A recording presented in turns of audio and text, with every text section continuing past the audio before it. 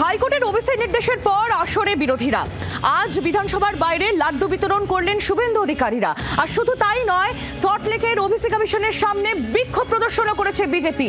আর বিরোধীদের এই এত বিক্ষোভের মাঝে আবারও একবার ওবিসি রায় নিয়ে প্রশ্ন তুলে দিল রাজ্যের শাসক দল।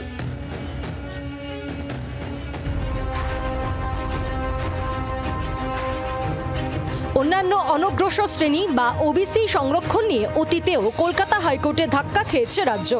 সম্প্রতি নতুন করে সমীক্ষার পর ওবিসি সংরক্ষণ নিয়ে ফের বিজ্ঞপ্তি জারি করা হয়।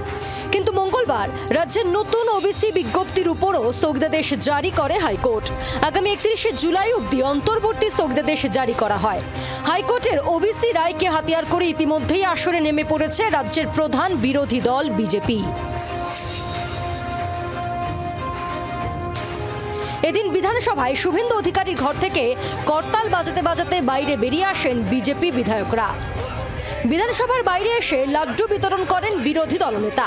পরে করুণাময়ীতে ওবিসি কমিশনের সামনে দলের ধর্নায় যোগ দেন তিনি। তৃণমূলের বিরুদ্ধে তুষ্টিকরণের অভিযোগ তুলে একদিনের এই ধর্না কর্মসূচির আয়োজন করেছে বিজেপির ওবিসি মোর্চা। কালকে ইন্টারিম অর্ডারের পরে গোটা বাংলাতে সনাতন হিন্দুদের মধ্যে খুশির আবহাওয়া। মমতা ব্যানার্জি অবৈধভাবে যে মুসলিমরা পাওয়ার যোগ্য নয়, শুধুমাত্র ভোট ব্যাংকের রাজনীতিতে তিনি করতে গেছিলেন, ইন্টারিম স্টে হয়েছে। পাল্টা সরব হয়েছে রাজ্যের শাসক দল। আইন ও বিচার ব্যবস্থার উপর আস্থার কথা জানিয়েও হাইকোর্টের ওবিসি রায় নিয়ে প্রশ্ন তুলে দিয়েছে জোড়াফুল শিবির। Kolkata high court, supreme court entire বিচার ব্যবস্থার প্রতি পূর্ণ আস্থা আছে।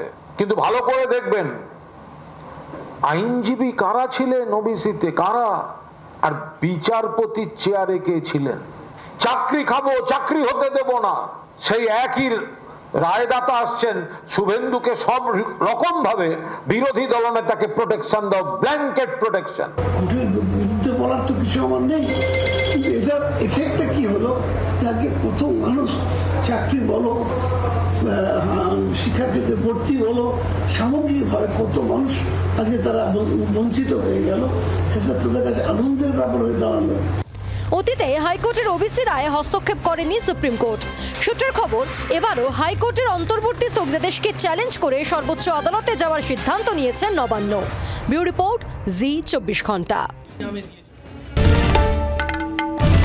বাংলার আওয়াজ, বাঙালির আবেগ, জি 24 ঘন্টা।